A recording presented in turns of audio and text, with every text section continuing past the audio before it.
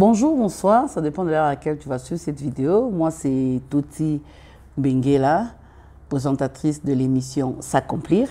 Et comme le nom l'indique, S'accomplir, c'est quoi? C'est juste une émission qui motive les gens à croire en leur potentiel, à croire que Dieu a déposé en eux quelque chose, à réaliser leurs rêves et à devenir c'est pourquoi Dieu les a appelés sur la terre.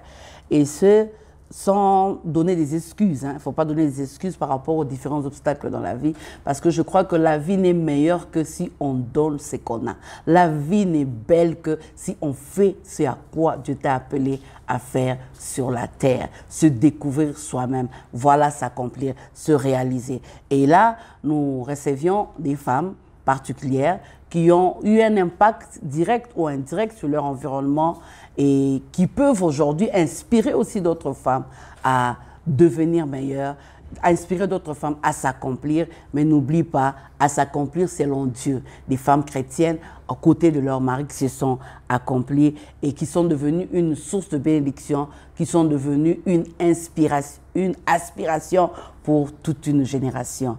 En même temps, nous serons en train de parler à la femme mariée, mais en même temps, nous serons en train d'inspirer une femme pour lui dire « tu peux t'accomplir ». Alors, dans ce premier numéro, nous recevons un homme, un époux, un père, un enfant de Dieu, un enseignant de la parole de Dieu. Il s'agit de pasteur responsable du centre missionnaire Philadelphie à Lubumbashi, le pasteur Timothée Benguela. Voici le pasteur Timothée Benguela. Pasteur, je vous salue. Bonjour madame. Comment vous allez? Oui, je vais très bien. Alors, nous sommes très ravis de vous recevoir sur notre plateau, S'accomplir. Merci. S'accomplir, nous sommes en train de parler d'une femme qui a réalisé ses rêves aux côtés de son mari. Et nous sommes tout simplement dit, nous avons pris ce verbe pour dire s'accomplir. Alors, aujourd'hui, nous sommes en train de nous poser une question. Est-ce qu'une femme peut-elle s'accomplir aux côtés de son mari? Si on vous posait cette question, comme ça, vous direz quoi? Oui ou non? Avant que nous puissions poser les questions qui vont suivre après. Oui. Gloire à Dieu. Alors, si une femme, je suis aussi femme, je me dis une femme mariée aux côtés de son mari. Si nous voyons une femme qui se marie, donc elle doit suivre le rêve de son mari, elle est une aide pour aider l'homme à accomplir sa mission. Alors, c'est vraiment une question qui est au fond de moi-même, et je suis sûre qu'il est au fond de plusieurs spectatrices et spectateurs qui nous suivent en ce moment. Est-ce qu'une femme mariée peut avoir des rêves en dehors de ceux de son mari, voire même atteindre les objectifs de sa vie ou réaliser ses rêves? Voilà la première question que nous voulons vous poser, pasteur. Vous pouvez nous éclaircir par rapport à ça? Merci beaucoup madame Toti. Je commençais d'abord par rendre grâce à Dieu qui me donne cette opportunité. Aussi, je voulais vous dire aussi merci d'avoir pensé à moi. Ma réponse est oui. Premièrement, je me l'ai dit, la Bible dit que Dieu a tout fait pour un but. En créant la femme, Dieu s'est fixé aussi un objectif. Et pour moi, que la femme s'accomplit, c'est-à-dire qu'elle arrive à accomplir le but pour lequel Dieu l'a envoyée sur terre. Alors, est-ce qu'une femme peut s'accomplir? Oui. Il n'y a pas mieux dans la Bible que l'exemple de la femme vertueuse, comme on dit dans Proverbe 31. Je vais prendre quelques versets, je ne vais pas prendre tous les versets. Je vais lire d'abord le verset 13. On est dans Proverbe 31. Proverbe 31. D'accord. Le verset 13 dit « Elle se procure de la laine et du lin et travaille d'une main joyeuse. » C'est une femme qui travaille. Ben, elle a une activité. On s'accomplit, c'est en faisant quelque chose qu'on aime, quelque chose qui est une passion pour nous, quelque chose pour laquelle, quand on l'a fait, on se sent utile, utile aux autres, et on se sent aussi important pour soi-même. La Bible dit, elle travaille d'une main joyeuse. C'est parce qu'elle aime la chose qu'elle fait. Le verset 16 à 18, la Bible dit, elle pense à un champ et elle acquiert. Du fruit de son travail, elle plante une vigne. Elle sent des forces ses reins et elle affermit ses bras. Elle sent que ce qu'elle gagne est bon. Elle sent que ce Là, on parle d'une femme mariée. D'une femme mariée. C'est une femme mariée. Oui. La Bible dit, verset 11, elle dit, le cœur de son mari a confiance en elle. C'est une femme mariée. Elle sent que ce qu'elle gagne est bon. Donc, on sent une femme épanouie. une femme qui est heureuse, qui est satisfaite de son existence sur terre. Elle se sent heureuse, elle se sent bien. Pourquoi? Parce qu'elle fait quelque chose. Elle se sent accomplie. Le verset 22, la Bible dit, elle s'est fait des couvertures, elle a des vêtements de fin lin et des poupes. Le verset 24 dit, elle fait des chemises et les vend. Et elle livre des ceintures aux marchands. C'est une commerçante. Hein? Elle a une activité. Et j'aimerais ajouter un autre élément, c'est que, bon, dans la conception, surtout chez nous ici en Afrique, principalement ici au Congo, quand on parle d'une femme accomplie, on voit une femme dans un bureau, on voit une femme peut-être un ministre, une femme PDG ou quoi. Non. Qui parle bien français. Pas nécessairement. Dans la notion de Dieu, être accompli, c'est faire ce pour. Donc, quand la femme découvre ce pourquoi elle est envoyée sur terre et qu'elle se met à l'accomplir. Donc, en d'autres termes, s'accomplir est lié à sa destinée. Lié à sa destinée. Elle s'épanouit, elle est heureuse. Et j'aime le verset 31 qui dit récompensez-la du fruit de son travail et qu'au porte ses œuvres la louent. Donc, on sent que c'est une femme accomplie dans le sens que non seulement ce qu'elle fait est utile, comme on va. Je vais en parler peut-être plus loin, utile à sa maison, utile à elle-même aussi, mais utile aussi aux autres. À tel enseigne que les autres reconnaissent son travail. Elle devient comme un modèle. Un modèle. Et les autres la louent, la applaudissent, l'apprécient. La Bible dit, récompensez-la du fruit de son travail et qu'au porte ses œuvres la louent. Mais cette femme peut vraiment s'accomplir à côté de son mari. Mais parce qu'on parle d'à côté de son mari, il y a certaines conditions qu'elle doit remplir si elle veut s'accomplir à côté de son mari. Et ces passages, l'histoire de cette femme donne toutes les réponses. Il y en a 5 conditions au moins que j'ai trouvées dans ces passages. La première chose, le verset 30, la Bible dit « La femme qui craint l'Éternel est celle qui sera louée ». Quand on est accompli, on devient un modèle, comme on a dit. Quelqu'un qu'on apprécie, quelqu'un qu'on loue. Mais première condition, elle doit être une femme qui craint l'Éternel. Parce que c'est Dieu qui l'a créée. Et Dieu l'a créée pour un but. Deuxième condition, le verset 12 dit « Elle lui fait du bien et non du mal tous les jours de sa vie. Elle fait du bien à son mari et non du mal tous les jours de sa vie. Dieu a créé la femme pour un but. La première mission même que Dieu assigne à la femme, c'est d'être une aide. Mais, excusez-moi, je vous coupe pas la parole. Quand vous dites elle doit craindre l'Éternel, quelles sont les choses qui peuvent nous faire voir que cette femme craint l'Éternel? Parce qu'aujourd'hui, de nos jours, tout le monde est à l'église, elle est diaconesse, elle est ancienne à l'église, elle serve Dieu. Quelles sont les choses vraiment qui sont frappantes et qu'on peut dire que voilà, cette femme mariée, c'est une femme qui craint l'Éternel? Quelles sont les choses qu'on doit vraiment retrouver en elle? Ce sont ses œuvres. Jésus a dit, vous les reconnaîtrez par les œuvres. C'est sa conduite, sa manière d'être, de faire. Toutes ces choses doivent être conformes aux exigences de la parole de Dieu.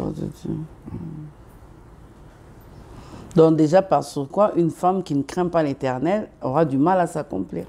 Aura du mal à s'accomplir dans la conception de Dieu. Dans la conception du monde, pour le monde, s'accomplir, c'est avoir beaucoup d'argent, par exemple. Bon, déjà que là, on est en train de faire une démarcation entre s'accomplir selon Dieu et s'accomplir selon les hommes. Selon les hommes. Gloire à Dieu. Parce qu'ici, nous sommes dans le contexte de Dieu, alors nous sommes en train de Une femme accomplie selon le monde, Dieu. C'est une femme qui a beaucoup d'argent, c'est une femme qui voyage par-ci, par-là, c'est une femme ministre. Mais dans la conception biblique, une femme accomplie, c'est une femme qui vit pour ce pourquoi Dieu l'a envoyée sur terre. Et là, je vais rajouter une chose. La vie humaine n'a de sens. Et tout ce que l'homme fait n'a de la valeur que si tout ce qu'il fait, homme ou femme, est utile aux autres. Ça, c'est extrêmement important. Alors, je reviens aux conditions. La deuxième condition, c'est parce que si elle veut s'accomplir à côté de son mari, qui est son chef, cette femme doit faire du bien à son mari tous les jours de sa vie. La Bible le dit. Elle lui fait du bien et non du mal tous les jours de sa vie.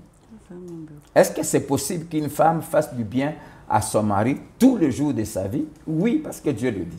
Tous les jours, Tous faire les du bien à son mari. Ça veut simplement dire que c'est à quoi elle s'investit pour s'accomplir doit profiter à l'épanouissement et à l'accomplissement de la mission que Dieu a donnée à son mari. Là aussi, elle doit connaître la mission que Dieu a confiée à son mari. Exactement.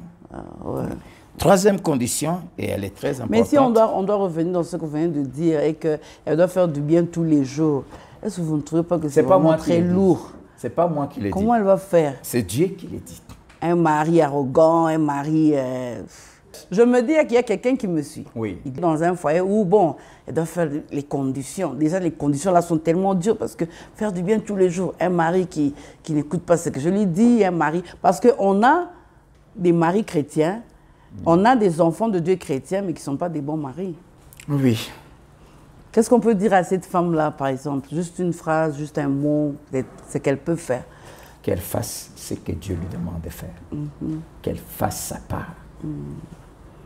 Sans tenir compte du comportement, de son mari. C'est tout. Alors, je reviens à ce que je disais. La troisième condition, le verset 11 dit, le cœur de son mari a confiance en elle.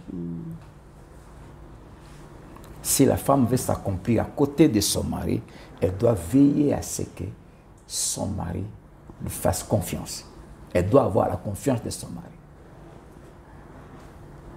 Aucun homme, la majorité des hommes qui ne laissent pas leurs femmes s'accomplir, c'est-à-dire faire ce pourquoi elles sont sur terre, c'est parce que ces hommes n'ont pas confiance en elles. Oui. Donc la femme qui veut s'épanouir doit d'abord chercher à gagner la confiance de son mari. Il faut que l'homme se dise, si je laisse cette femme, par exemple, supposons que la femme, ce qu'elle a reçu du Seigneur, c'est être une femme d'affaires. Et plus, si elle doit s'accomplir, elle doit se réaliser. Ses affaires vont atteindre des niveaux où elle doit commencer à voyager, elle va partout, elle part ici, elle part pour 2 semaines, elle part pour 3 semaines. Mais pour que l'homme lui laisse faire ça, il faut que son mari ait confiance en elle. Que la femme doit rassurer son homme que où que j'aille, je ne ferai pas de bêtises. La Bible dit, le cœur de son mari a confiance en elle. C'est parce que son mari a confiance en elle que cet homme lui laisse la liberté de faire. La Bible dit, elle se procure un champ, elle va ceci, elle touche là-bas, elle se déplace sans que le mari lui mette des soupçons, lui mette des limites, il cherche à l'étouffer. Pourquoi? Parce qu'il a confiance en elle. Ça, c'est un élément important. Toute femme qui veut s'épanouir à côté de son homme doit veiller à ce que son mari ait confiance en elle. La 4e chose se trouve dans 3 versets. Premièrement, le verset 15 dit elle se lève lorsqu'il est encore nuit. Toujours dans Proverbe 31. Toujours dans Proverbe 31. Et elle donne la nourriture à sa maison et la tâche à ses servantes. Le verset 21 dit car toute sa maison est vêtue de cramoisis. Le verset 27 il dit elle veille sur ce qui se passe dans sa maison. Donc, une femme accomplie doit d'abord équilibrer. Très important. Si elle veut s'accomplir à côté de son mari, elle doit d'abord savoir que ses premières missions, c'est sa maison. C'est sa maison.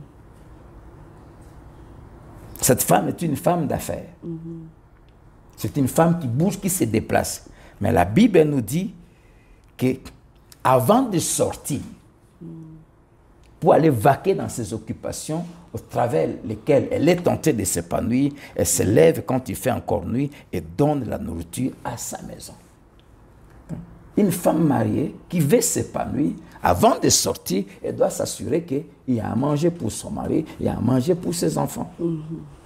Très important. Donc s'épanouir tout en sacrifiant son mari et ses enfants, ça c'est pas bien. Mais qu'est-ce que vous voulez dire à ces femmes qui se disent que voilà, 21e siècle, on n'est plus dans ce temps-là, maintenant là, moi je peux faire ma vie, il peut faire sa vie. Et puis quel message je veux donner à ces gens? Je m'adresse aux femmes chrétiennes. Ouais. La Bible transcende les générations. Amen. La Bible ne devient pas moderne. Du reste, la Bible dit il n'y a rien de nouveau sous le soleil. Ouais. Ce qui existe aujourd'hui a déjà existé. Et ce que nous appelons modernité ici a déjà existé. Une femme qui veut s'épanouir à côté de son mari doit s'assurer qu'elle prend soin de sa maison.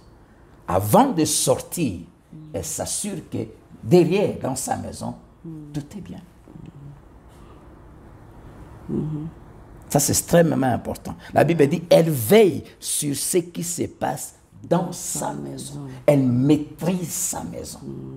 Il n'y a pas un désordre dans sa maison. C'est ça, parce que de nos jours, on laisse la sœur, on laisse la cousine, on laisse une amie, et on se dit, bon, voilà, moi, je dois... Donc, la Bible dit, elle donne la nourriture à sa maison. C'est elle qui donne la nourriture à sa maison. Et elle fait ça avant de sortir. C'est pour ça qu'on dit, elle se lève lorsqu'il est encore nuit, s'occupe de sa maison, et puis après, elle sort pour aller vaquer à ses occupations.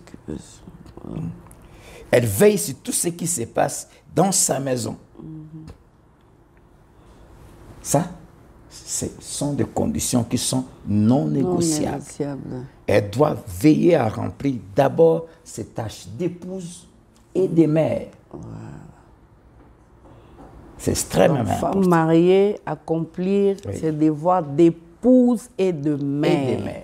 Ça, c'est très important. C'est très important. Merci pour l'éclaircissement. Parce qu'il y a une femme qui veut s'épanouir sans bien accomplir ses devoirs d'épouse, son mari va se dresser sur son chemin.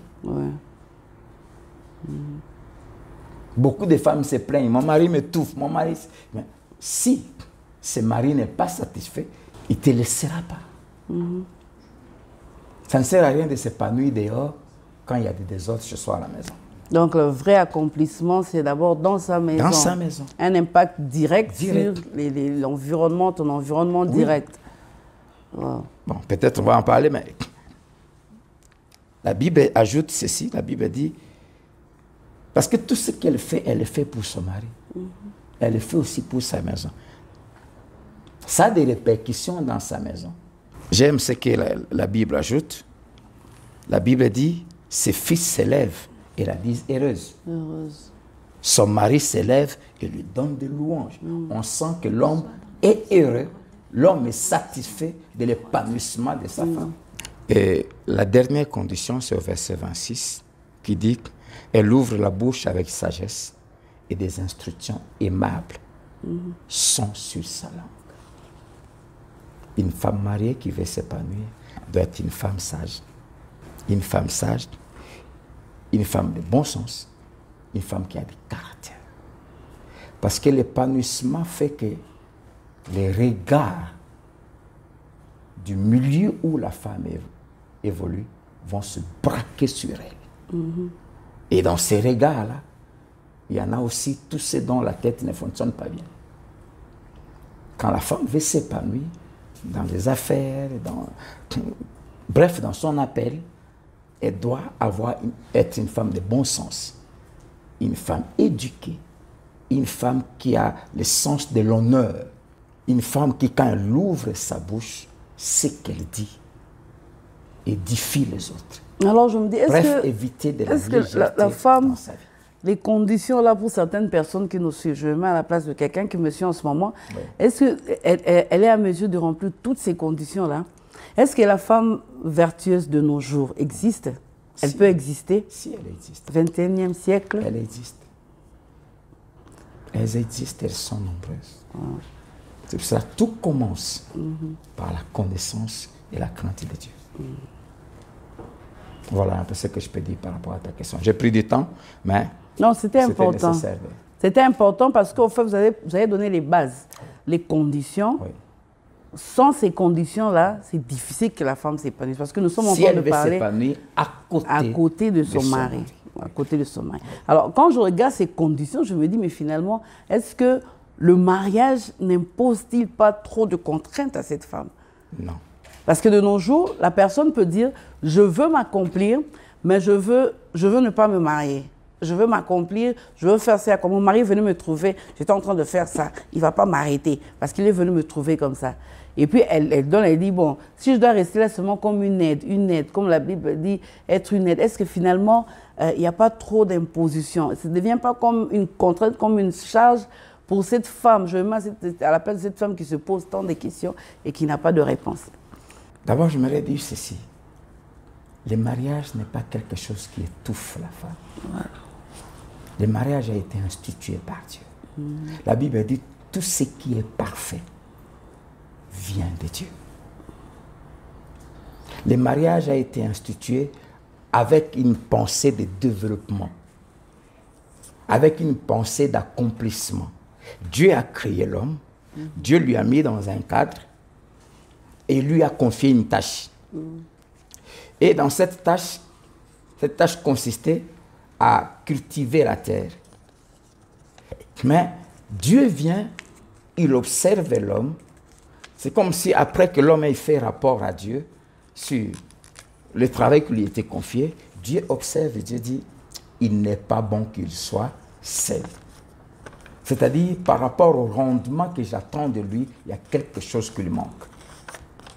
Et Dieu dit, je vais lui faire une aide qui lui soit semblable. Okay. Donc, c'est là que le mariage a été institué. Qu'est-ce que Dieu visait par le mariage? Que l'homme produise plus. Ben, le mariage incite au développement. Le mariage n'est pas là pour étouffer la femme. Du reste, dans le mariage, quand Dieu a dit qu'il n'est pas bon que l'homme soit seul, j'aimerais vous faire remarquer 3 choses. La première, l'homme était en parfaite intimité avec Dieu. Il n'y avait pas de péché. La deuxième, l'homme vivait dans un cadre où il y avait tout. La troisième, il n'y avait pas toutes les limitations créées aujourd'hui par le péché. Maladie, faiblesse, ceci. Mais en dépit de tout ça, Dieu observe l'homme et dit, il n'est pas bon qu'il soit seul. Donc, un homme qui comprend ça ne peut pas étouffer sa femme. Parce que la femme n'est pas venue pour le détruire. Et si Dieu dit, il n'est pas bon que l'homme soit seul, mais qu'est-ce qui fait qu'aujourd'hui, certains hommes étouffent les... C'est une mauvaise compréhension des choses. Ce n'est pas la faute à la femme elle-même. Ce n'est pas la faute à la femme aussi. Dieu a compris que l'homme ne pouvait pas être à la hauteur des attentes de Dieu sans la femme. Mais maintenant, quand on dit déjà qu'elle est une aide, donc toute sa vie, elle sera là en train d'aider quelqu'un. Et c'est un peu ça la question. Je reviens à ce que j'avais dit au début. Dieu a tout fait pour un but.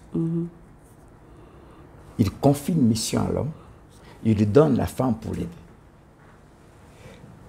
Donc la femme a pour mission d'aider l'homme à accomplir ce pourquoi Dieu l'a appelé. Mais tout en aidant l'homme, elle est en train de s'accomplir aussi par rapport à ses propres missions que le Créateur lui a données. Donc on peut dire que si cette femme, par exemple, de Proverbe 31, dont nous venons de voir, c'est une femme accomplie. Mais son accomplissement profite à l'homme. Écoutez ce que la Bible dit. La Bible dit que son mari est considéré lorsqu'il siège au dehors à cause d'elle. C'est vice-versa, en fait. Donc, en fait, c'est un accomplissement qui se fait. Ce que la femme fait donne un honneur à l'homme. Son mari est considéré. Le verset 28, la Bible dit, ses fils se lèvent et la disent heureuse. Son mari se lève et lui donne de louanges. Donc, elle est une source de fierté pour son mari. Une source de considération pour son mari. Donc, cette femme ne vient pas pour détruire le mari. Et j'aime ce que la Bible dit dans le mariage. La Bible dit que l'homme a besoin de la femme comme la femme a besoin de l'homme. C'est extrêmement important. D'ailleurs, Dieu a dit dans Ecclésiaste 4, verset 9 à 12, la Bible dit « Deux valent mieux qu'un ». Donc, l'un ne peut rien faire d'extraordinaire sans l'autre. J'aime souvent donner cet exemple, surtout quand je parle aux hommes qui ont l'habitude de mépriser leurs femmes. Pourquoi? Parce qu'il a l'argent. Parce qu'il est je sais qui dans la société. Et il voit sa femme comme un objet. Comme tu as l'argent, tu peux tout faire seul. Fais aussi des enfants avec ton argent. Donc à chacun son rôle, quoi. Même si tu as des milliards, si tu as besoin d'enfants, il faut une femme. Il faut une femme. Donc jamais l'un sans l'autre. C'est ça. Ok. C'est pour ça que la Bible dit dans 1 Corinthiens 11 que du reste, dans tout cela, la femme vient de l'homme et l'homme vient de la femme. Ouais. Et la Bible dit qui a fait tout ça? C'est Dieu. Et c'est pour sa gloire. Voilà. Ben oui, ben de nos jours, la jeune fille se dit, bon, ok, quand j'entre dans le mariage, bon, c'est quoi? Je veux faire des enfants et puis je deviens mère. Est-ce que femme mariée égale mère au foyer? Et puis point barre. Donc, non. Voilà. Non, non. Mais avant de répondre à cette question, j'aimerais d'abord souligner certaines choses. Être mère, c'est quelque chose de glorieux et de merveilleux pour une femme. Donner la vie. Donner la vie, voilà. C'est pour cela que toutes ces choses comme homosexualité, toutes sont des choses à condamner. Celles qui sont des lesbiennes, qui ne veulent pas se marier, mais elles cherchent à adopter les enfants. Ça, c'est du non-sens. Vous ne voulez pas faire ce que Dieu a dit. Tu veux être homosexuel, mais en même temps, tu veux avoir des enfants. Ça n'a pas de sens. Donc alors, si je comprends bien, faire des enfants, s'occuper des enfants, c'est aussi une manière de s'accomplir. C'est le premier accomplissement de la femme. Comprendre que être, par exemple, mère au foyer, oui. Ce n'est pas être bloqué. Oui. C'est ça, en fait, aujourd'hui. Pas diminuer par rapport à la femme qui travaille dans un bureau. Voilà. Non. Il y a des femmes qui sont accomplies en étant mère au foyer. En étant mère. D'ailleurs, je dirais le premier accomplissement. D'être dans sa maison, de s'occuper de ses enfants, d'élever ses enfants. D'ailleurs, j'ai toujours donné ces conseils aux jeunes femmes mariées. Les premières années du mariage, les 5 premières années, j'encourage souvent la jeune femme à ne pas chercher du travail si ce que son mari fait leur permet de bien vivre. Je donne une expérience de mon couple. Quand notre fils cadet est né, je venais de commencer un travail de lourde responsabilité qui me prenait tout mon temps. J'ai quitté la maison à 6 heures. Si je rentrais tôt, c'était 23 heures. D'autres jours, je dormais au bureau. Après 3 ou 4 mois de sa naissance, sa mère a obtenu un merveilleux travail dans une ambassade. Ça se fait que nous sortions tous les deux le matin et on rentrait tard. On gagnait beaucoup d'argent. Financièrement, c'était waouh. C'était vraiment le sommet. La vie était, comme disent... La vie est belle. La vie est belle. Mais cet enfant a connu des problèmes. Il a parlé tard. Jusqu'à 3 ans, il n'arrivait pas à parler. L'enfant ne nous reconnaissait même pas. L'enfant avec quel âge exactement? À l'âge de 3 ans, il ne parlait même pas. Okay. Ce qui nous avait choqué une fois, un week-end, c'était un jour férié, je crois que c'était un 30 juin, on était à la maison. Et mon épouse a demandé à la nounou qui était à la maison de rentrer pour aller quand même voir sa famille. Mais l'enfant a pleuré la bonne. Et quand nous, ses parents, on voulait le prendre, l'enfant ne voulait pas de nous. Au fait, ne nous reconnaissaient pas. Ils ne nous connaissaient pas. Et la difficulté, l'enfant a eu du mal à parler parce que la nounou ne parlait que dans une langue. Et quand ses frères qui rentraient, aussi tard aussi, parce que l'école où ils étudiaient, c'était une école où ils étudiaient presque jusqu'à la fin de l'après-midi, ses frères lui parlaient en français, et ils ne savaient pas quelle langue prendre. Exactement. J'ai vu ma femme ce jour-là pleurer. J'imagine. Oui. Okay. Au point que la nuit, je dis, bon, on doit faire un choix. Je dois arrêter le travail. Il ne faut pas sacrifier l'éducation de vos enfants. La Bible dit dans un Tite chapitre 2, je vais relire ce passage. Mais là, pasteur, c'est comme une pilule amère, surtout pour nos jeunes filles d'aujourd'hui qui ne comprennent pas.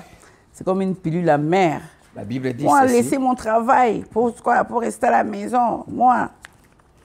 Si on aime ses enfants, et si on veut offrir à la société des enfants bien éduqués, des enfants bien instruits, c'est que nous avons appris, ma femme et moi, que ce que les enfants ont besoin, ce n'est pas l'argent. Ouais.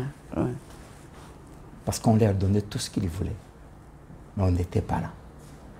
On a vu comment ça commençait à affecter nos enfants.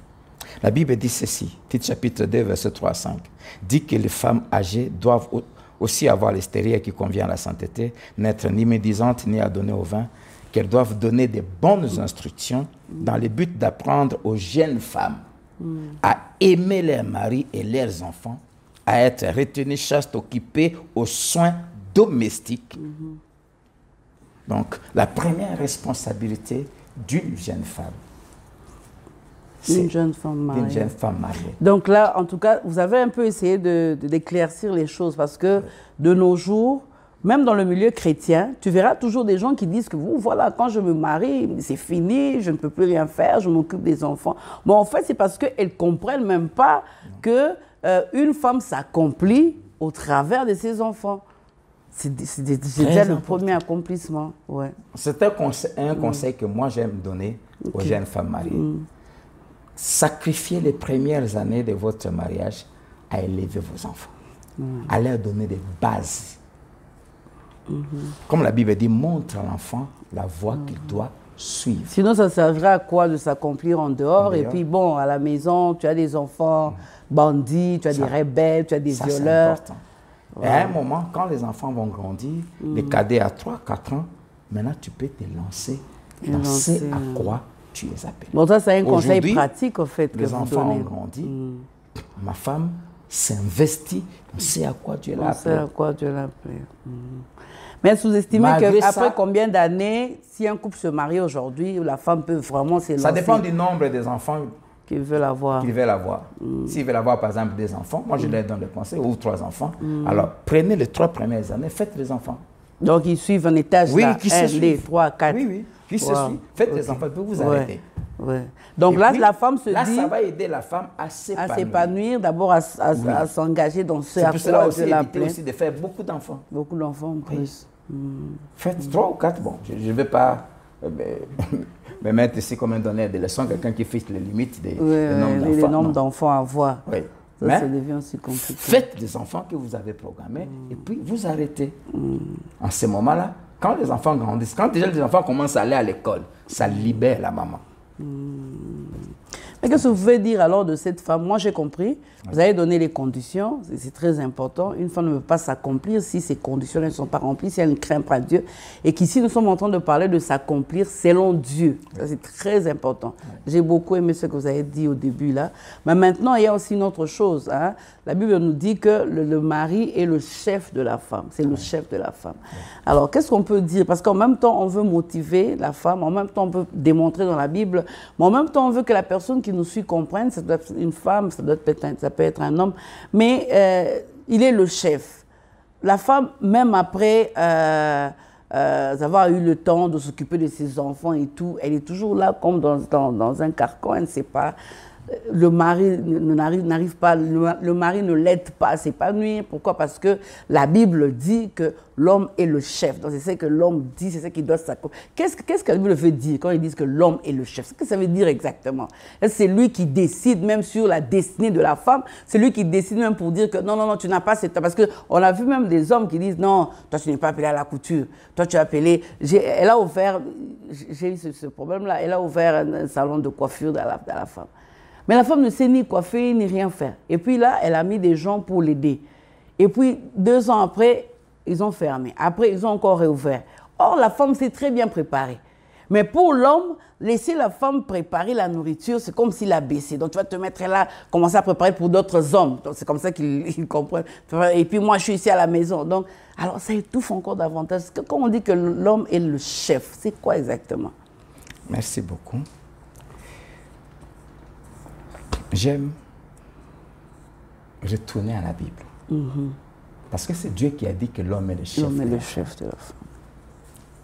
Mais en disant que l'homme est le chef de la femme, Dieu donne à l'homme les modèles de chef.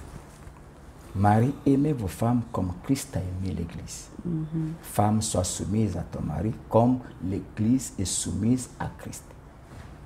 Christ est le chef de l'Église, le modèle de chef. Là où l'homme doit apprendre comment être chef de sa femme, c'est en voyant comment Christ est le chef de l'Église. Ce qui veut dire que l'homme est le chef de la femme. Mais en tant que chef, sa mission, c'est de connaître la pensée de Dieu pour sa maison, de mettre sa famille sur cette trajectoire-là divine, et veiller à ce que chacun fasse ce pourquoi Dieu l'a envoyé sur terre. Et si un membre de sa famille n'arrive pas à s'accomplir, c'est lui qui rendra compte aux autres. Alors là, il faut... les gens qui nous suivent doivent comprendre que le mari doit d'abord lui-même être d'abord chrétien. Ça, c'est très important. Le mari doit être chrétien. Là, c'est même... C'est comme si on parle aux jeunes gens pour le choix. Oui, c'est très important. Le choix. Commence au niveau du choix. Au niveau du choix. Donc, une femme qui n'arrive pas à s'accomplir, on peut aussi comprendre que quelque part, si déjà le choix a été biaisé, ça sera difficile pour une femme de s'épanouir. Oui, c'est ça. Donc, la notion du chef est très, très mal comprise ici chez nous. Bon, ce n'est pas seulement ici chez nous, mais selon le monde. Selon le monde. Elle est différente par rapport à la parole de Dieu et par rapport au monde. Ouais. Pour le monde, un chef, c'est celui qui domine, c'est celui qui écrase, c'est celui qui s'impose. Mais pour les chrétiens, pour la parole de Dieu, un chef, c'est celui qui se met au service des gens qui dépendent de lui pour les aider à s'épanouir. Voilà la différence. Mais quelles conséquences il y a alors dans un couple pareil? Une femme, un homme qui écrase la femme, quelles conséquences? Qu'est-ce que tu peux dire en tant qu'homme à cet homme qui nous suit maintenant? Un homme qui écrase sa femme se bloque lui-même. C'est comme la Bible dit. Celui qui aime sa femme s'aime lui-même.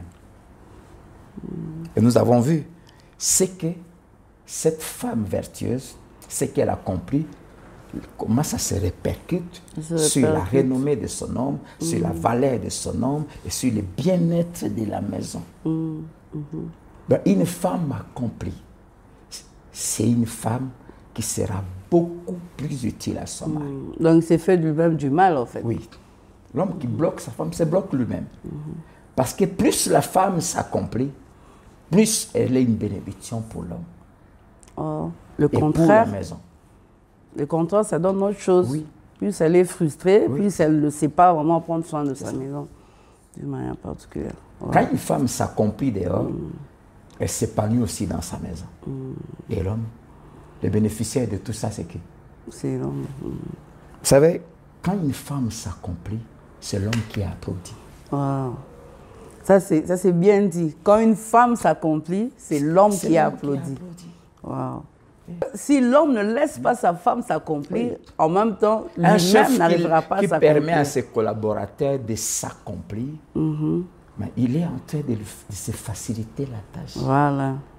Parce que les honneurs ne seront pas donnés aux collaborateurs.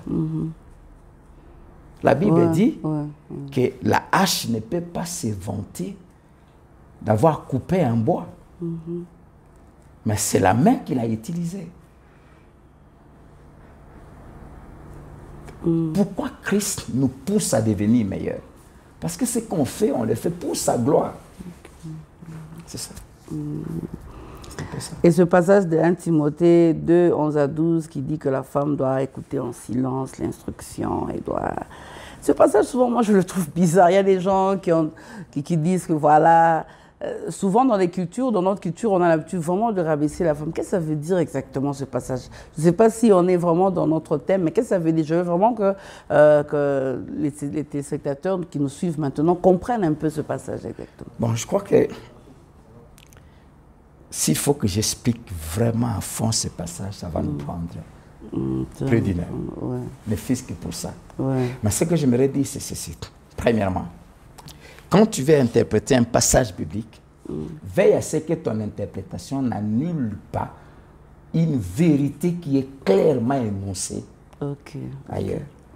Parce que la Bible se complète elle-même. Elle ne se contredit pas. Deuxièmement, dans l'interprétation de la parole de Dieu, il faut tenir compte du contexte.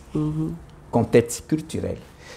Les lettres de Paul, c'était souvent des réponses qu'il donnait aux préoccupations des églises qui existaient à l'époque. Et on lui posait des questions.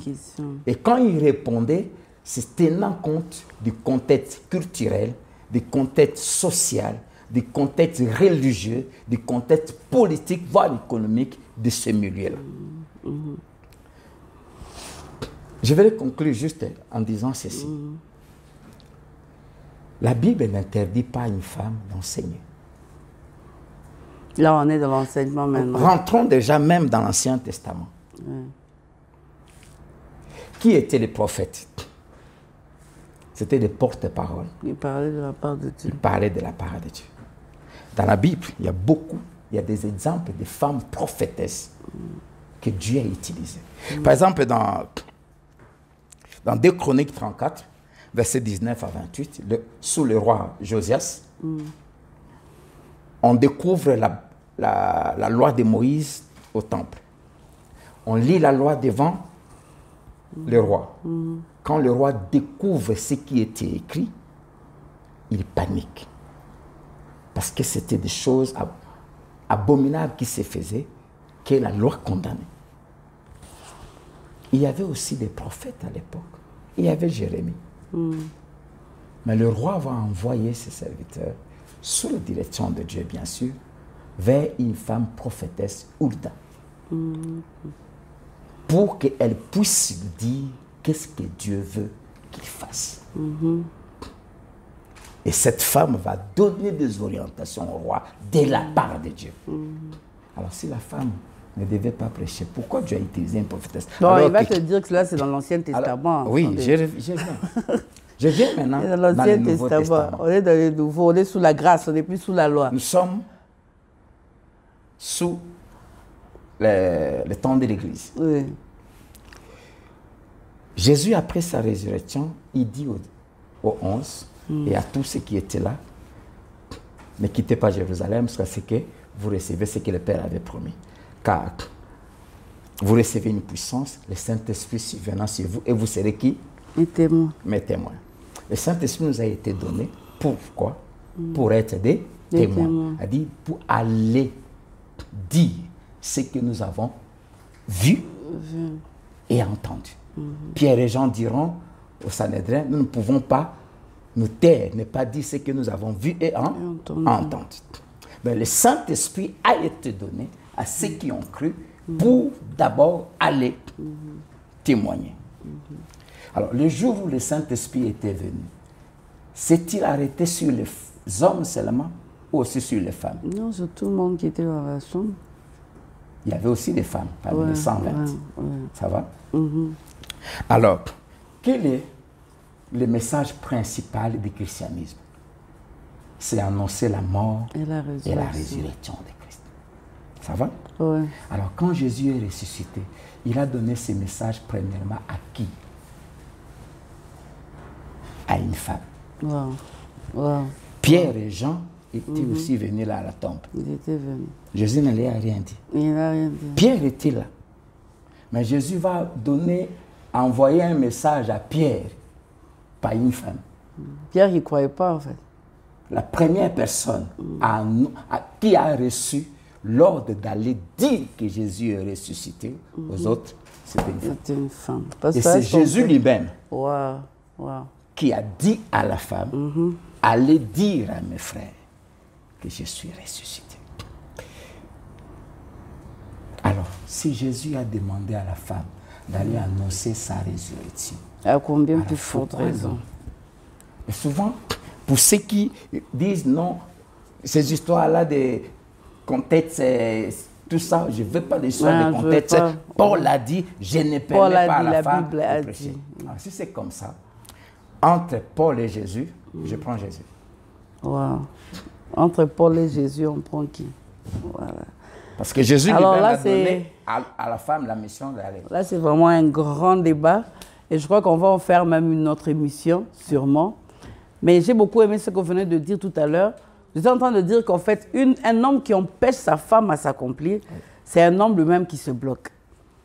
C'est un homme qui se bloque. Alors, s'il y a un homme qui nous suit maintenant, comment est-ce qu'un homme peut aider sa femme à s'accomplir, à atteindre sa destinée? Qu'est-ce que cet homme doit faire pour aider? D'abord, il faut qu'il comprenne que c'est sa responsabilité que Dieu lui a donnée. D'aider non seulement sa femme, mais aussi tous les membres de sa famille à s'accomplir, c'est-à-dire ses enfants. Et pour les aider à s'accomplir, commençant par la femme, l'homme d'abord en tant que leader doit découvrir les talents et les compétences, les choses que Dieu a déposées dans sa femme.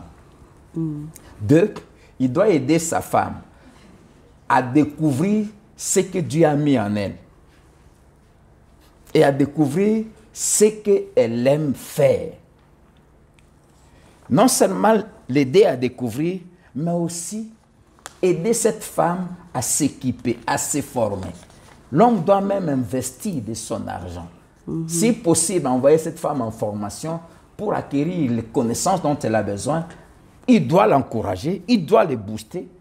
Aussi, l'homme doit faire confiance à la femme et s'investir dans la femme pour l'aider à s'accomplir.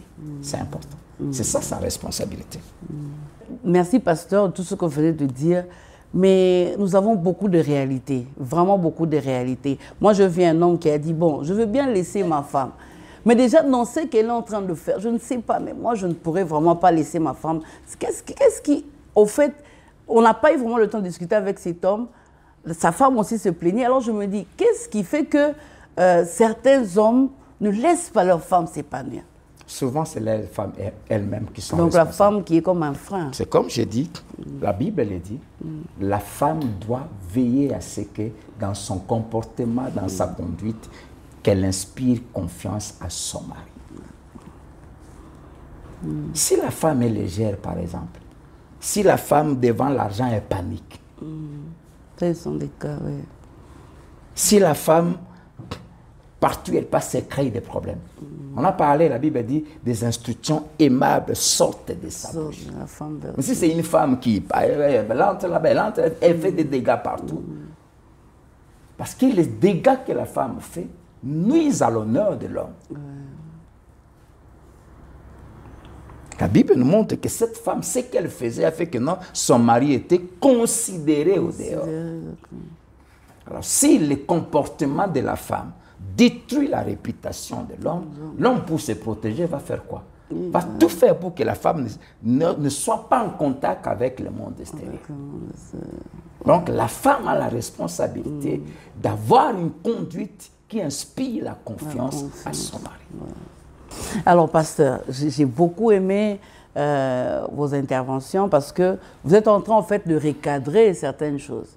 Parce que tout commence par la compréhension d'une femme accomplie, par la compréhension d'une femme mariée, par même la compréhension même du mariage, qui est très important. Et j'ai beaucoup aimé le fait que vous avez dit que la Bible ne peut pas être modernisée, la Bible reste d'actualité, il n'y a rien à moderniser. Le monde se modernise, mais la Bible ne se modernise pas. Maintenant, allons d'abord de ce que vous venez de dire. Qu'est-ce que vous pouvez dire à un homme, à une femme chrétienne qui nous regarde dans ces instants et qui se rend compte au fait qu'il était dans l'ignorance?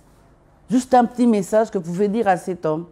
C'est un petit message que vous pouvez dire à cette femme qui était vraiment dans l'ignorance ou dans un couple où la femme faisait des choses comme elle voulait et puis l'homme là-bas faisait aussi là-bas. Donc, après tout ce que vous venez de dire, pour que nous puissions enfin chuter dans cette émission, qu'est-ce que vous pouvez leur dire comme message? Que ce soit l'homme, que ce soit la femme, que chacun, et puis tous les deux ensemble, décident d'abord de se tourner vers Dieu. Deuxièmement, de conformer leur vie aux prescrits de la parole de Dieu. Ma Bible dit que ce livre de la loi ne s'éloigne point de ta bouche. Médite le jour et la nuit pour agir fidèlement selon tout ce qui est écrit. C'est alors que tu réussiras. S'accomplir, c'est quoi? Réussir. Réussir, ok. C'est pour cela chacun doit découvrir quel est le but de Dieu pour sa vie. Le but de Dieu pour tous les hommes, c'est qu'ils soient sauvés et qu'ils passent l'éternité avec lui. Mais chacun a une mission spécifique à accomplir sur terre. Moi, je suis pasteur. Alors, j'ai une question que je suis en train de me poser, pasteur. Est-ce que une femme et un homme peuvent avoir des aspirations différentes? C'est-à-dire, ils sont mariés.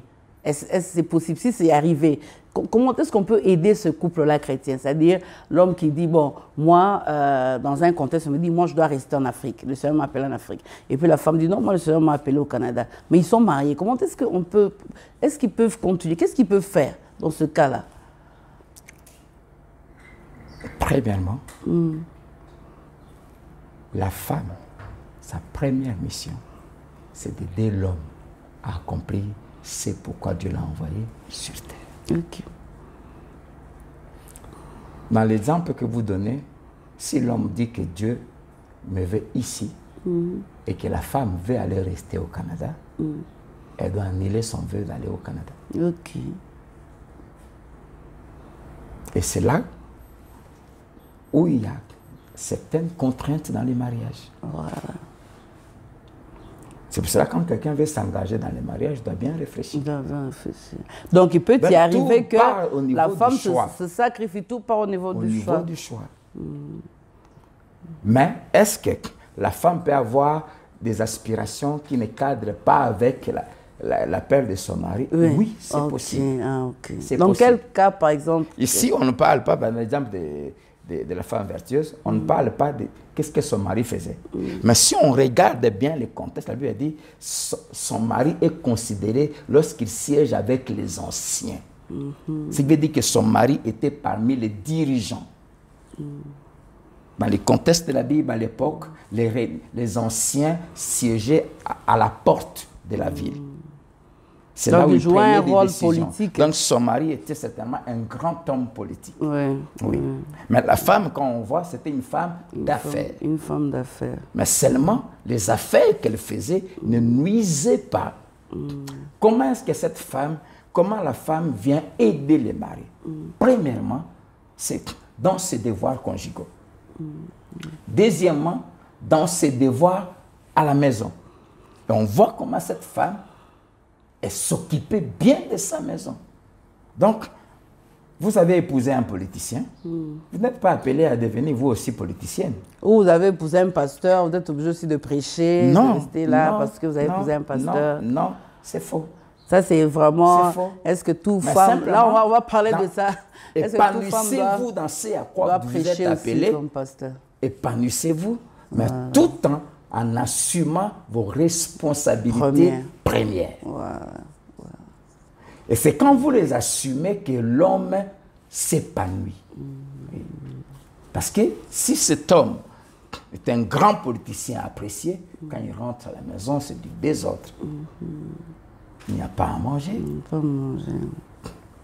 ne marche pas. Donc en même temps, ici, on est en train de parler aux mariés, en même temps, on est en train de parler aux jeunes gens qui ne sont pas encore mariés, pour qu'ils puissent savoir que quand je fais un choix, je dois savoir que dans le mariage, il y a aussi des contraintes. Donc, en tant que jeune, surtout nos jeunes filles d'aujourd'hui, pasteur, il faut leur parler 21e siècle. Elle est toujours la manicure, pédicure, make-up. Donc, pour elle, le mariage, c'est ça. Et puis, elle regarde un peu à la télé, les séries et tout ça. Mais il y a des contraintes. Et j'ai aimé ce que vous avez dit. Premier accomplissement, s'occuper de sa maison. Alors, comment est-ce qu'une femme, selon vous, donnons un peu une idée de ce qu'une femme mariée peut faire pour s'accomplir? Une idée. Premièrement, elle doit découvrir ce que Dieu a mis en elle. La découverte. La découverte. C'est extrêmement important. J'insiste. Mais la découverte doit se faire avant qu'elle ne se marie ou déjà dans le mariage. Comment ça se fait? Ça peut se faire avant, ça peut se faire dans le mariage. Elle doit découvrir. Et pour découvrir, elle doit aller chez son Créateur. Deuxièmement, pour découvrir, le Créateur a déjà mis la chose en elle. Elle est née avec ça. Et une des manières que Dieu utilise pour l'aider à découvrir ce à quoi elle est appelée, c'est la chose qu'elle aime faire. S'accomplir, ce n'est pas gagner beaucoup d'argent. S'accomplir, c'est arriver à faire la chose qu'on aime. La chose qui nous met, qui fait qu'on soit heureux quand on la fait. Même si je ne gagne pas assez, mais je me sens bien quand je la fais. Et s'accomplir, c'est être utile aux autres. C'est extrêmement important. Elle doit apprendre à faire ce qu'elle aime. J'ai eu à occuper des responsabilités, j'ai eu à faire des choses, avoir une vie professionnelle. Mais je savais que c'était en attendant. J'ai gagné aussi beaucoup d'argent. Mais je n'étais pas heureux. Je n'étais pas à ma place. Donc s'accomplir, c'est se découvrir. Maintenant, là, C'est se découvrir. Quand je passe même 5 heures devant la Bible, je me sens bien.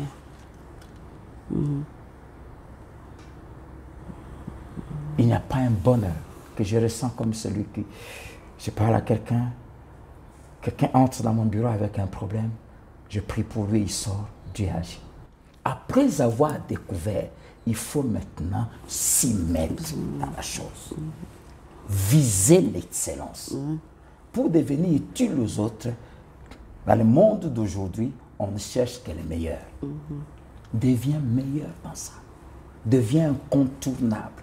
Et ça, il faut travailler. Le problème, c'est qu'au Congo, on n'aime pas travailler.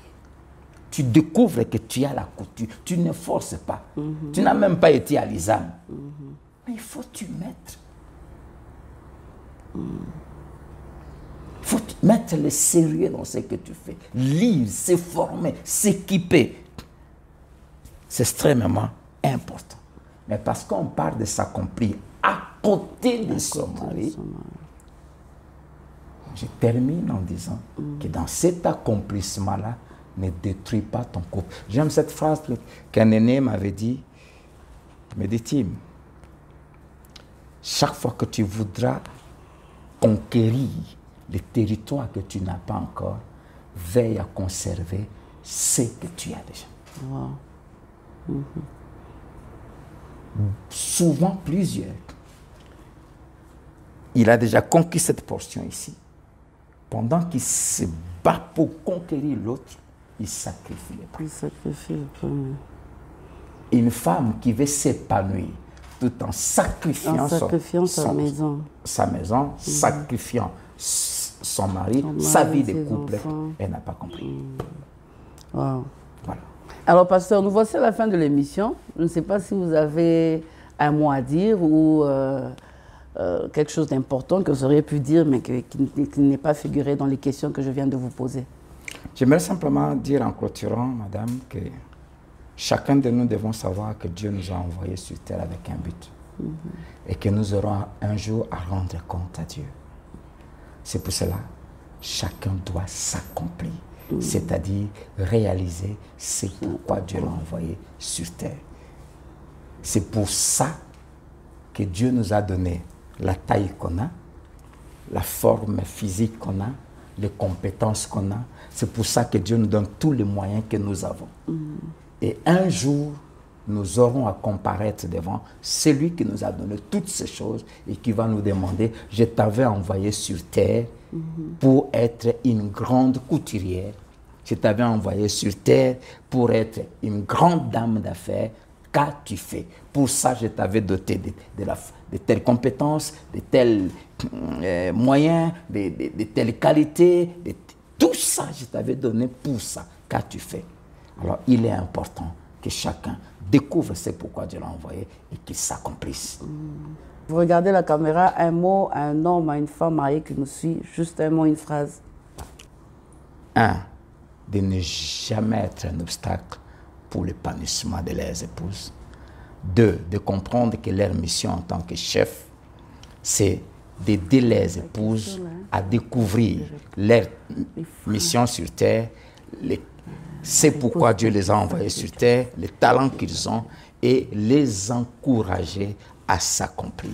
C'est extrêmement important. Un homme qui laisse sa femme s'accomplir est en train de se faciliter lui-même la tâche dans l'accomplissement de ce pourquoi Dieu l'a envoyé sur terre. Parce que sans l'accomplissement de la femme, tu ne t'accompliras jamais. Parce que sans elle, tu ne pourras rien faire.